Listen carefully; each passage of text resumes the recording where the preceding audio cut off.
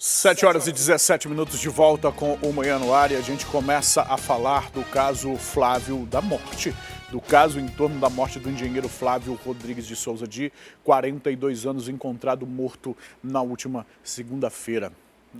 Ontem não, na semana passada, viu? Uma semana após o corpo dele ter sido encontrado lá, abandonado naquele terreno no bairro Tarumã. Esse caso segue em investigação.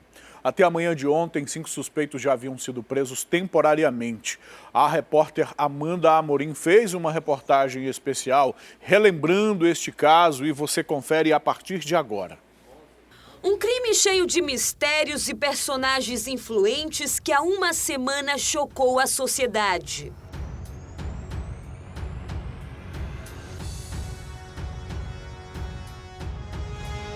Flávio Rodrigues dos Santos, de 42 anos, saiu de casa no último sábado para uma rave com um grupo de amigos.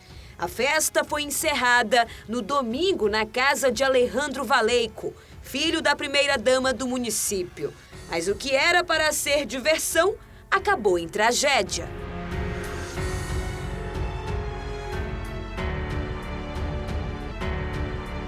O corpo de Flávio Rodrigues foi encontrado na última segunda-feira neste terreno, na zona oeste de Manaus. Segundo a perícia, com várias facadas nas costas e no pescoço. A família chegou a presenciar o momento em que a vítima foi localizada. No enterro, dor e desespero e muitas dúvidas. Por que Flávio teve a vida interrompida de forma brutal? Ele era da turma do deixa disso, deixa pra lá. Meu irmão era capaz de fazer mal a um inseto que fosse. Então, isso não procede de ele ter se envolvido em briga, entendeu? De ele ser traficante. Isso é uma inverdade, isso é uma mentira, isso é uma calúnia. Muito infeliz a pessoa que fez esse comentário, entendeu? Ele não tem conhecimento de quem era o meu irmão para ele estar falando isso, denegrindo a imagem do meu irmão. Quem é ele? Ele tem que falar do enteado dele, não do meu irmão. Ele não conhecia meu irmão. A partir daí começou a intensa jornada de investigadores para desvendar o caso.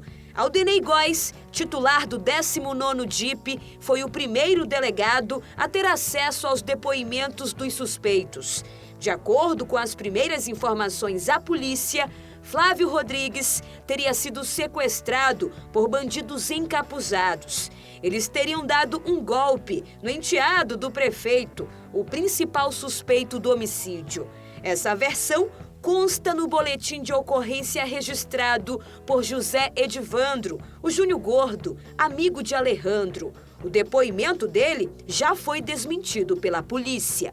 Nós da polícia, a primeira coisa que temos que fazer é colher as informações e averiguar. As teses colocadas para nós têm que ser averiguadas. Não basta nós apenas receber e descartar. Nós temos que descartar com forma técnica. Então nós solicitamos perícia para casa. Se preciso for, faremos novas perícias. Nós ouvimos as pessoas e tudo que é dito é analisado. E não encontramos indícios de que possa ter ocorrido uma invasão. Mas não ainda descartamos, pode ter ocorrido também um acesso autorizado. Então nós começamos agora a trabalhar com acesso autorizado. Todas as pessoas presentes ao local do fato serão ouvidas. Todas elas estão sendo ouvidas, o que se demanda tempo. A revolta da família cresceu após um desabafo do prefeito de Manaus, Arthur Neto, em uma rede social. No texto, o prefeito fala dos males causados pelas drogas à sociedade. Afirma que o enteado é dependente químico há mais de 10 anos e o defende, dizendo que Alejandro também foi vítima de criminosos que teriam invadido o local para cobrar uma dívida do tráfico. Ainda na nota, Arthur sugere, inclusive, que o engenheiro Flávio devia dinheiro a traficantes e que o enteado é inocente. Para o prefeito, as acusações contra Alejandro Valeico são uma forma de atingi-lo politicamente. Uma nota fria e infeliz, né, e caluniosa, onde ele vilipendia a memória do falecido, constrange a família, né? Ele foi muito infeliz na colocação dele, como homem público, né, que tem a mídia a favor dele ali o tempo todo. É muito fácil você eximir alguém da família de culpa e tentar imputar a alguém que poderia até ser um possível eleitor dele, fazer o que ele fez. Foi esdrúxulo, né? Aquilo, para mim, não faz parte de uma nota de um homem público, que nem o Arthur era visto, né? Então, assim, ele coloca um fato de que o Flávio teria sido sequestrado por dívida de tráfico. Ora, o Flávio morava num bairro de periferia, morava no Morro da Liberdade, onde todo dia a gente vê gente sendo assassinada por envolvimento com tráfico. Por que não aconteceu isso com o Flávio no Morro? Se ele era envolvido com o tráfico, tinha dívida de tráfico, por que isso não aconteceu no Morro? Por que foi acontecer justamente numa casa onde a segurança é extremamente exigente? Onde existe segurança armada, monitorada, onde para você entrar você tem que fazer cadastro, onde você tem que fazer biometria. Em nota, a assessoria jurídica do condomínio afirmou que não houve invasão ao local e que na noite do ocorrido, o dono da casa autorizou a entrada de convidados. Ainda segundo a administração do residencial, a confusão aconteceu dentro da residência de Alejandro. Na noite da última terça-feira, uma perícia foi realizada na casa do filho da primeira-dama. Após 3 horas no local, os peritos encontraram vestígios de sangue na sala. As provas foram detectadas com o uso de luminol, uma substância química que revela sinais de sangue na cena do crime. Um par de sapatos com barro e um lençol também foram recolhidos no local. Com base nessas evidências, 6 mandados de prisão temporária foram expedidos na quinta-feira e a Delegacia de Homicídios e Sequestros assumiu as investigações. Os policiais também chegaram a este veículo que estava a serviço da Casa Civil do município. Ao volante, o sargento da Polícia Militar, Eliseu da Paz. No banco do carona, aparece Mike Vinícius, servidor contratado pelo próprio PM. Na noite do crime, os dois aparecem neste vídeo, entrando no condomínio de Alejandro Valeico. Minutos depois, eles saem e o que chama a atenção é que Mike já aparece no banco de trás. As imagens vazaram na manhã da última sexta-feira. A suspeita da polícia é que o carro tenha sido usado na noite que Flávio morreu. O Departamento de Polícia Técnico-Científica realizou uma perícia. O resultado apontou pingos, supostamente de sangue. Ainda não se sabe se é de Flávio Rodrigues. O material foi encaminhado para análise do DNA. O cerco vai se fechando e os envolvidos no crime, que eram considerados amigos da vítima, já foram presos. Os mandados de prisão temporária começaram a ser cumpridos ainda na quinta-feira. O primeiro a ser localizado foi Elielton Magno. Ele foi surpreendido pela chegada dos policiais durante uma entrevista exclusiva ao apresentador Siqueira Júnior na sede da TV A Crítica. Logo depois, a polícia chegou a José Edivandro, o Júnior Gordo, que registrou um boletim de ocorrência logo após o sumiço do engenheiro Flávio Rodrigues, e Vitório Delgato, o cozinheiro de Alejandro Valeico. O sargento da PM Eliseu da Paz e Mike Vinícius, que aparecem nas imagens das câmeras de segurança entrando no condomínio, se entregaram na tarde de sexta-feira. A advogada do sargento confirma que ele dirigia o carro e alega também que o segurança do prefeito Arthur Neto contou em detalhes o que de fato aconteceu na noite do dia 29 de setembro. Sim, ele está confirmado, ele reconhece, tá? Mas a respeito desses fatos que estão sendo investigados, né, hoje foi um depoimento de cerca de 5 horas, nós chegamos aqui por volta de 11h50 da manhã, foi apresentado, foi ouvido. Tá? Eu quero registrar que desde o primeiro momento pedi acesso ao inquérito policial, não tive acesso a nenhum laudo, soube agora na saída, inclusive pelo Dr. Paulo e pela doutora Marília, que sim, foi encaminhado para cá, está, e o escrivão foi embora e trancou. O que me deixa bastante chateada, já que a defesa sempre está sendo prejudicada a acesso aos autos. Mas, de qualquer modo, o meu cliente deu o depoimento dele é de 4 laudas, falou tudo, foram 3 delegados perguntando, advogados representantes da vítima, foram muitas perguntas e foi tudo respondido. Doutora Catarina, a senhora pode dizer o que ele mencionou? Eu não vou entrar no mérito, até porque está sendo investigado, a maioria dos investigados não deram ainda seus depoimentos. Mike, que é ex-policial militar, teria assumido a autoria do crime, mas o advogado desmentiu a informação. Apresentamos ele aqui cedo, entretanto ele passou o dia inteiro hoje aqui e não foi ouvido. Ele não prestou depoimento hoje, não se sabe por quê. E aí veio o delegado Orlando Amaral, chegou aqui juntamente com o doutor Paulo e determinaram que ele fosse cumprir o final de semana na DRF. O que para mim é uma decisão 100% ilegal, uma vez que o juiz plantonista que decretou a temporária determinou que ele fosse recolhido no 19º DIP. Então eu não sei por que ele está sendo levado para a DRF, qual o objetivo que eles querem mantê-lo lá o final de semana. Ele assumiu a culpa, doutor? Ele não foi ouvido. Não foi ouvido? Ele não foi ouvido, em nenhum momento ele foi ouvido. Eu sei que tiveram declarações de delegados de que ele foi ouvido, mas ele não foi ouvido. Até o último sábado, dos 6 suspeitos de participação na morte do engenheiro Flávio Rodrigues, apenas Alejandro Valeico, filho da primeira-dama de Manaus, ainda não havia sido preso pela polícia. Depois que o corpo foi localizado, Alejandro Valeico deixou a cidade.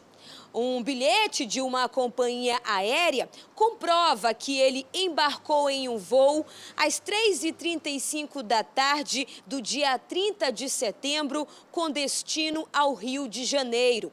O filho da primeira-dama do município não viajou sozinho. Um dos acompanhantes é considerado funcionário da Casa Civil do município e amigo do prefeito de Manaus. Os acompanhantes de Alejandro nessa viagem foram identificados como Rafael Souza e Walter Nascimento. As passagens foram compradas à vista e custaram mais de R$4.000. O presidente da OAB no Amazonas, Marco Aurélio Choi, e o advogado Yuri Dantas representam Alejandro Valeico no caso. Olha, no início da tarde de ontem, Alejandro Molina Valeico, filho da primeira-dama do município, a Elizabeth Valeico, finalmente se apresentou à polícia. O caso teve uma reviravolta enquanto ele prestava esclarecimentos na sede da DEHS, da Especializada em Homicídios e Sequestros, após o desembargador José Hamilton Saraiva derrubar a decisão liminar que determinava o cumprimento de prisão domiciliar. Com a mudança, o suspeito foi encaminhado para uma unidade prisional. O início da semana da Delegacia Especializada em Homicídios e Sequestros foi mais uma vez agitado na zona leste de Manaus. A troca de decisões na Justiça amazonense deixou a entrega de Alejandro Molina Valeico bastante agitada. Ele se apresentou na DHS e em seguida partiu para o Instituto Médico Legal para fazer exame de corpo de delito. Após Alejandro sair aqui do Instituto Médico Legal, ele foi levado, ainda em uma viatura da Delegacia Especializada em Homicídios e Sequestros, para um centro de triagem dos presídios do Estado. Ele deve passar a noite nesse local e somente pela manhã de terça-feira deve saber em qual centro de detenção provisória masculino ele deve cumprir a pena provisória de 30 dias. Vale lembrar que esse pedido de prisão temporário foi convertido em prisão domiciliar e novamente convertido em prisão temporária pela Justiça, que definiu que Alejandro fosse para um presídio da cidade. Ele está se apresentando aqui para se colocar à disposição da autoridade policial.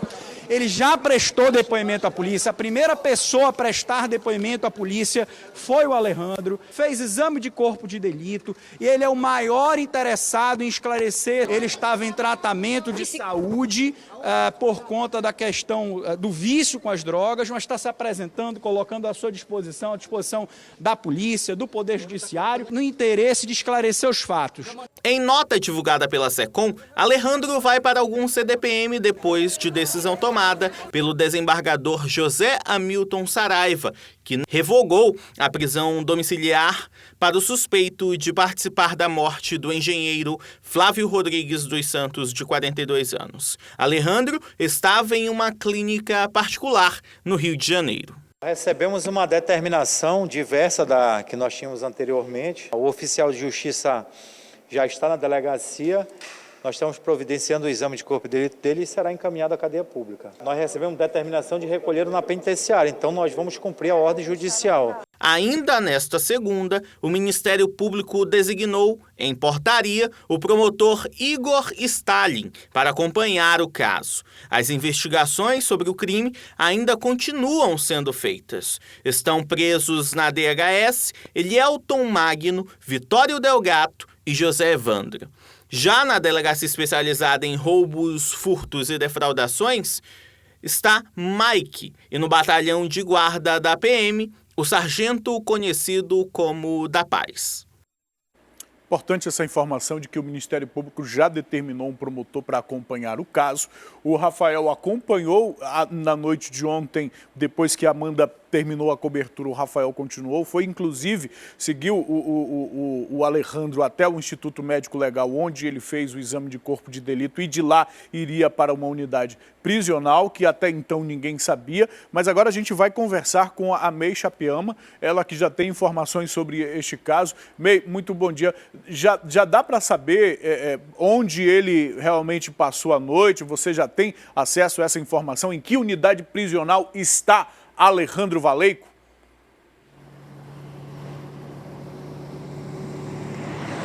Pois é, Manuel, bom dia novamente. Olha, o Alejandro Molina Valeico, de 29 anos, passou a noite desta segunda-feira no Centro de Detenção Provisória Masculino, aqui na BR-174, no Centro de Triagem. E agora, pela manhã, ele deve sair do CDPM e seguir para um outro presídio, onde vai cumprir prisão provisória durante esses 30 dias. Só que ainda não se sabe qual será esse outro presídio. Essa informação foi repassada pela SEAP e confirmada pela Polícia Civil. Alejandro foi para o presídio depois de uma decisão do desembargador José Hamilton, que revogou a concessão da prisão domiciliar. Nós já estamos aqui na estrada da BR-174 para acompanhar essa saída do Alejandro e para saber qual presídio ele vai cumprir essa prisão provisória. Nós estamos acompanhando o caso e todas as informações, Emanuel, nós traremos durante a nossa programação, já que todo mundo quer saber para qual presídio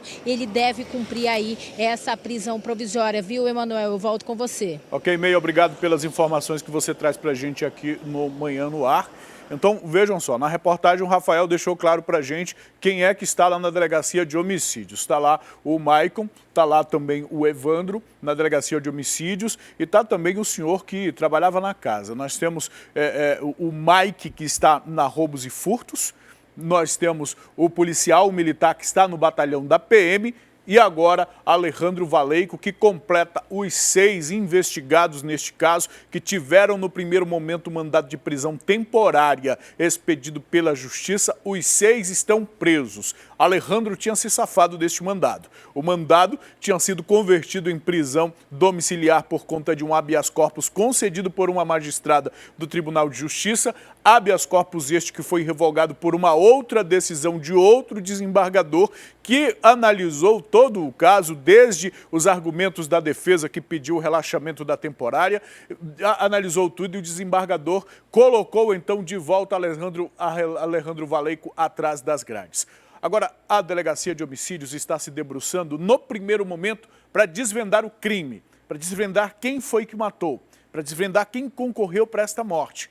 Mas a morte do engenheiro Flávio Rodrigues dos Santos, a morte dele, pode ter outros desdobramentos, viu? No início da semana passada é um caso que vai além da esfera criminal. Esse crime pode trazer implicações políticas, inclusive para o prefeito da cidade, Arthur Neto, que, dependendo do que for apurado pela polícia, pode ter que lidar com um processo de responsabilidade.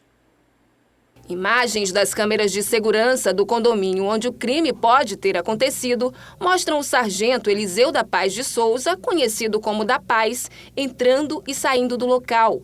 Funcionário da prefeitura, ele é um dos investigados pela morte de Flávio Rodrigues, engenheiro de 42 anos, encontrado morto no dia 30 de setembro em um terreno baldio no bairro Tarumã, zona oeste de Manaus. A possível participação de Da Paz no crime está sendo apurada, mas um dos questionamentos é se ele teria ido ao condomínio no bairro Ponta Negra, também na zona oeste, por ordem do prefeito Arthur Neto.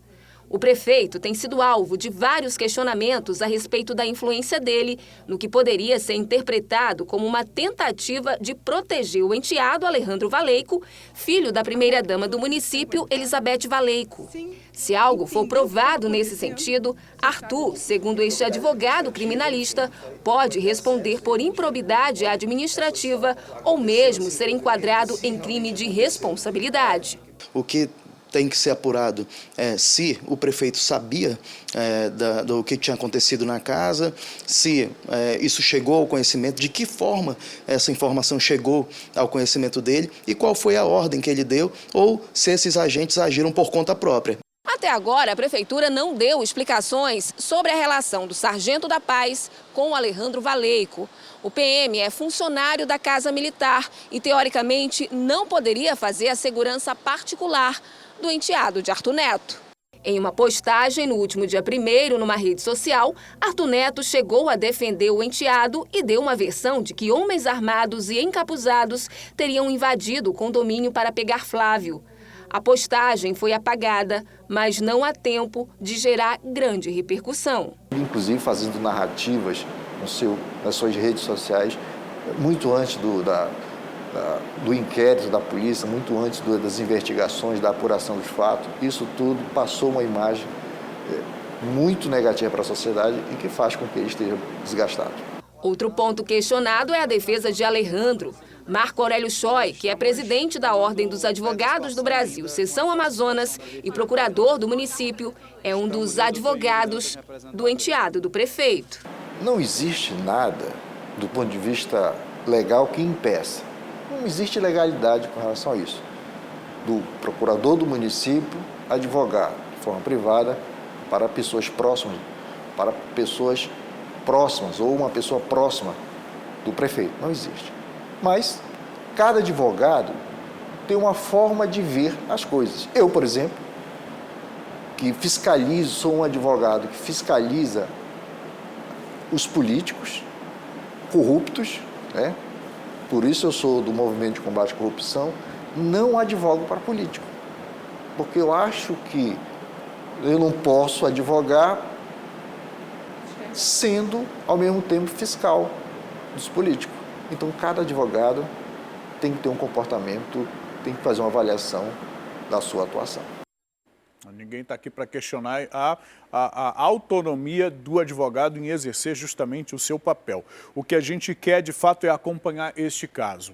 Ontem, durante o Alerta Amazonas, a Amanda Amorim trouxe uma informação que ela recebeu de uma fonte ligada ao Magno, aquele que foi preso aqui nas dependências da TV A Crítica quando dava uma entrevista exclusiva para o Siqueira. E Magno pode ter mudado o depoimento dele, acrescentando detalhes. Pelo que a Amanda trouxe ontem aqui de informações que ela recebeu desta fonte, Magno teria assumido que foi flagrado no momento íntimo com o Flávio e esse teria sido o motivo do que aconteceu.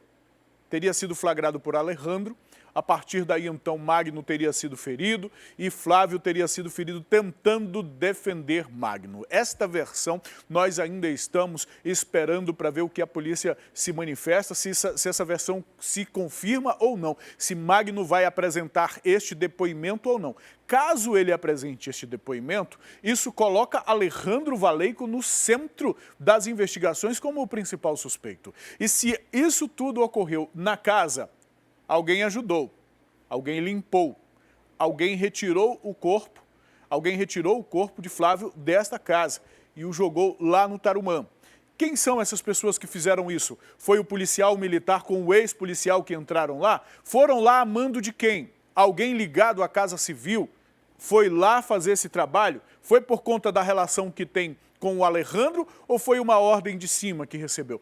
Estas informações precisam ser checadas. No primeiro momento, o que a polícia se debruça em, de fato, identificar e responder quem matou quem matou e por que matou e como matou. A investigação se foca nisso. Agora, no segundo momento, todas essas interferências no processo de investigação, tudo isso vai ser investigado e a gente segue acompanhando este caso, viu?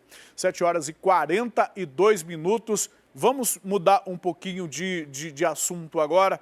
Vamos falar de um benefício que deve atingir 250 pessoas com deficiências. Essas pessoas vão receber, a partir de hoje, o passe legal intermunicipal, uma carteirinha que garante direito total ou parcial à gratuidade no transporte rodoviário intermunicipal aqui do estado do Amazonas. Prestou atenção na informação? Você que precisa desse passe, que precisa dessa carteirinha, muita gente não tem acesso a isso, viu? E reclama muito. Não é, Tamires? Muito bom dia para a Tamires. Clerc já está posicionado aqui para a gente. Tamires, um acordo de cooperação foi feito para que essas pessoas possam ter esse benefício, não é mesmo? Explica para a gente, por favor, que benefício exatamente é esse, o que acontece, quem tem direito, você está ao vivo.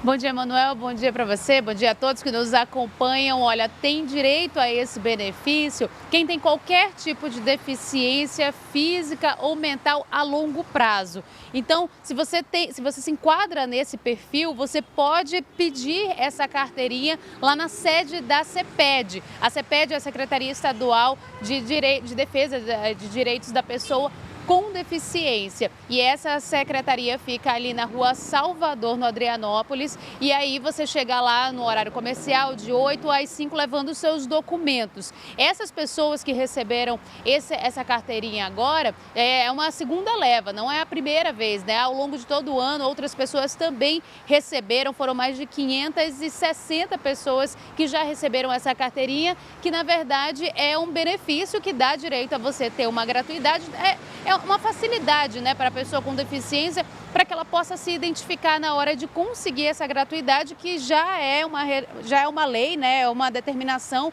ou seja, você tem esse direito, se você é uma pessoa com deficiência, de pegar um ônibus intermunicipal e ter esse acesso gratuito. A diferença é o seguinte, é que não é todo mundo que vai entrar, então se houver mais número de pessoas com deficiência do que o número de vagas ali disponível para esse público, aí essa pessoa, o que for o excedente, vai ter que pagar a meia. São 2 cadeiras, pelo menos, que os ônibus disponibilizam para que haja, né, esse benefício. Então, se você conseguir chegar cedo na hora da sua viagem, normalmente você pode pegar essa gratuidade sem problemas. Aí essa carteirinha vem para facilitar essa identificação.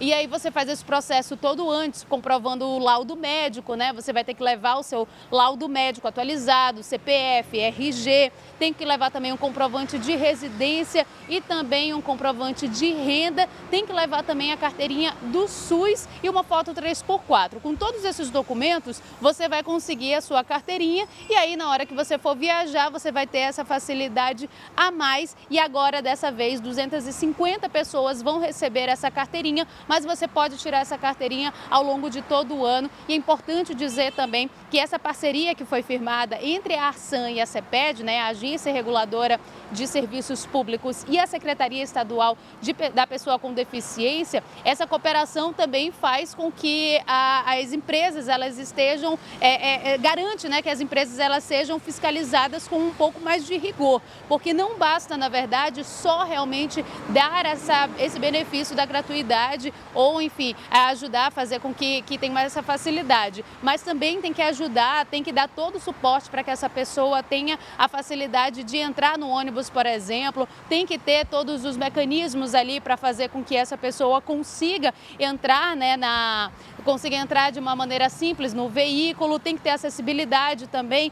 Lembrando que a acessibilidade não é só para quem não tem algum tipo de mobilidade ali, também tem as pessoas surdas, cegas, né? Então é importante abranger todas essas pessoas, é importante dar todas as facilidades realmente para as pessoas que têm algum tipo de deficiência e vão usar o transporte intermunicipal, né, Manuel?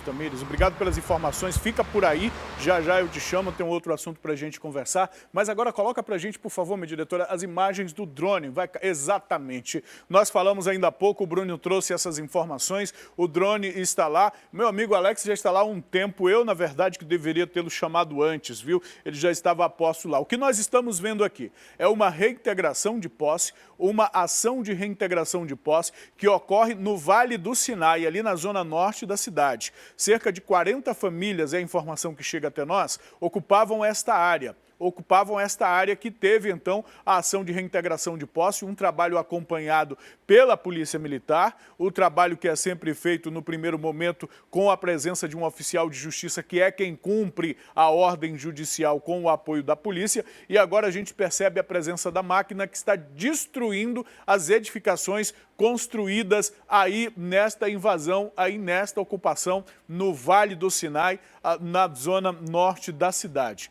Eu tenho um colega de estúdio aqui que não chama de invasão, ele chama de comunidade, viu? Ele disse, inclusive, que amanhã vai mandar as pessoas aí. Não é isso mesmo, meu amigo aí atrás das câmeras, né? Ele tem um invasor profissional que nós temos aqui no estúdio, viu? Bom, a polícia está lá, eu estou brincando, mas o assunto é sério. Olha, a polícia está ali do outro lado da rua acompanhando justamente por isso, para que a ocupação não volte a ocorrer. Para que a ocupação não volte a ocorrer, essa máquina vai ficar aí até que todas as edificações sejam destruídas, e a gente vê que há casas de papelão, de madeira, edificações em alvenaria também, e essas que o trator está destruindo neste momento. Portanto, uma reintegração de posse que nós falamos ainda há pouco, e agora a gente traz as imagens aqui do drone da TV A Crítica. O Alex está lá mostrando essas imagens para a gente. Esta é a invasão lá no Vale do Sinai. Pela imagem que o Bruno fez, trouxe para a gente ainda há pouco, lá da rua, parecia que era pouca coisa, mas aqui no drone a gente consegue ter a noção da dimensão desta ocupação, que obviamente está num terreno particular, mas que agora houve a ação de reintegração de posse, e é sempre determinada pela Justiça a reintegração de posse, e a máquina está aí destruindo as edificações do local. Será que isso vai acontecer com frequência aqui na cidade? Eu não sei. Vamos seguir acompanhando. Agora, o plenário da Câmara dos Deputados pode votar a partir de hoje a proposta que permite o porte de armas para novas categorias e diminui a idade para comprar. Atualmente, o porte só é permitido para militares das Forças Armadas, para policiais e guardas prisionais. Traz a Tamires Claire novamente aqui, por favor. Tamires, traz para a gente as informações sobre este caso, Tamires. Que mudanças vão ser votadas e como é que essa votação pode acontecer? O que os deputados realmente vão decidir a partir de agora? Emanuel, essa é uma PL, né, uma proposta de lei um pouco polêmica, né, porque ela realmente flexibiliza o porte e aí, inclusive, a posse de arma também. O que acontece? Hoje, como você estava dizendo, o porte de arma só é permitido por algumas categorias. Aí, com essa flexibilização, passa a estender esse direito, né, para algumas outras classes, como, por exemplo, os caçadores. Mas isso já levantou alguma polêmica, né, em relação a esse assunto, porque alguns biólogos, enfim, os ambientalistas dizem que é um risco para a fauna, já que na PL, né, no texto que já está para ser votado, não é previsto, por exemplo, algum tipo de barreira ali. Então, qualquer tipo de fauna pode ser caçada. Então, a ideia dos ambientalistas, das pessoas que estão contra essa PL, é pelo menos colocar uma determinação para que determinados tipos de animais não possam ser feridos, enfim. Mas essa lei também, ela flexibiliza outros pontos, como você disse, diminui a determinação, a possibilidade de comprar arma, passa de 25 para 21 anos. Além disso, tem alguns outros itens que chamam a atenção, como, por exemplo, permite o porte de armas para maiores de 25 anos que comprovarem estar sob a ameaça. Também aumenta as penas para alguns crimes com armas e permite a regularização da posse de arma de fogo sem a comprovação de nenhum tipo de incapacidade psicológica. Enfim, não é necessário fazer nenhum tipo de teste psicológico, nem comprovar alguma capacidade técnica ou, enfim, antecedentes criminais. Tudo isso está previsto nessa proposta de lei que vai ser discutida, pode ser votada, inclusive, hoje pela Câmara dos Deputados, mas como é uma proposta de lei, é importante que a gente diga que, se for aprovada agora, ainda tem todo um trâmite que vai ter que correr, né? Depois da Câmara dos Deputados, vai ter que correr para o Senado, e aí, se sofrer alterações, é possível que volte para a Câmara dos Deputados. Enfim, esse texto ainda pode sofrer algumas alterações, ainda pode mudar realmente, mas é um assunto que acaba chamando a atenção porque é muito polêmico, tem muita gente que é contra, muita gente que é a favor. Enfim, é um assunto que ainda vai ser discutido bastante lá no Congresso Nacional. Emanuel? Exatamente. Foi um assunto que o governo tentou, um dos argumentos da plataforma apresentada pelo atual governo, um projeto de poder. Com base nesse argumento, Jair Bolsonaro e sua equipe chegaram ao poder. Então, é uma proposta que o governo tentou encaminhar no primeiro momento por meio de decreto e que foi recusado pelos parlamentares, e agora tentam verificar isso por projeto de lei, e faz sentido, porque, afinal de contas, há uma lei que determina, um estatuto do desarmamento que norteia, que disciplina o porte e a posse de armas, o que não poderia ser alterado por apenas um decreto. É necessário que haja essa discussão do projeto de lei. Tamires, obrigado pela tua participação, pelas tuas informações aqui com a gente, viu? Agora, esse assunto do porte e da posse de armas, essa coisa toda aí, de fato, eu concordo, viu? Que quanto mais arma, mais risco de essas armas serem usadas, muito mais perigoso para as pessoas. Mas existe uma hipocrisia por trás desse negócio aí, uma hipocrisia tamanha, porque se está proibido ao cidadão não ter arma, deveria estar proibido para todo mundo, mas não é exatamente o que acontece. Na prática não é assim. Eu provo isso para você. Olha só esse caso. Após uma denúncia anônima, uma dupla foi presa a bordo de uma embarcação na saída da cidade, e com eles os policiais do batalhão ambiental apreenderam, sabe o quê? Uma submetralhadora de uso exclusivo das Forças Armadas. Mas não é proibido? Não é proibido? Enche a tela aí, por favor. Enche a tela, por favor. Não é só de uso restrito, não. É de uso proibido, de uso restrito das Forças Armadas. Foi encontrado onde? Numa embarcação. Aqui, numa embarcação. Não está proibido. É uma hipocrisia só esse negócio. É uma hipocrisia só, viu? Vamos assistir a reportagem. Os policiais militares do Batalhão Ambiental receberam uma denúncia anônima onde informava que 2 indivíduos estariam em uma embarcação fugindo da cidade em posse de uma submetralhadora. Rapidamente, os policiais militares se deslocaram até o local em um patrulhamento fluvial. Ao avistarem a embarcação, os policiais deram voz de parada a essa dupla que estava nessa embarcação rumo ao estado do Pará. Durante a revista pessoal, os policiais encontraram essa submetralhadora de fabricação alemã, com 10 munições intactas. Ao serem questionados o que eles estariam fazendo ali, fugindo para a cidade de Belém, no estado do Pará, eles informaram aos policiais militares que estavam fugindo aqui da cidade de Manaus com medo de serem mortos. Eles informaram ainda que faziam parte de uma facção criminosa que atua aqui no estado do Amazonas e que estariam com medo de serem mortos por outros desafetos de outra facção. Depois de encontrarem essa submetralhadora, essa dupla foi encaminhada para o Departamento de Repressão ao Crime Organizado no Dom Pedro, na zona centro-oeste da capital, para todos os procedimentos cabíveis. Esses 2 homens agora estão à disposição da Justiça. Se armas são perigosas na mão da população, na mão do cidadão comum, do cidadão de bem, imagina na mão de criminosos, imagina na mão de bandidos. Então, antes da gente pensar e entrar nessa polêmica aí, se pode, se não pode, se coisa e tal, vamos tirar a arma da mão de criminoso, vamos tirar a arma da mão de bandido, porque esse é o problema. Bandido armado na rua cometendo crime, esse é o problema, não é cidadão de bem armado, não.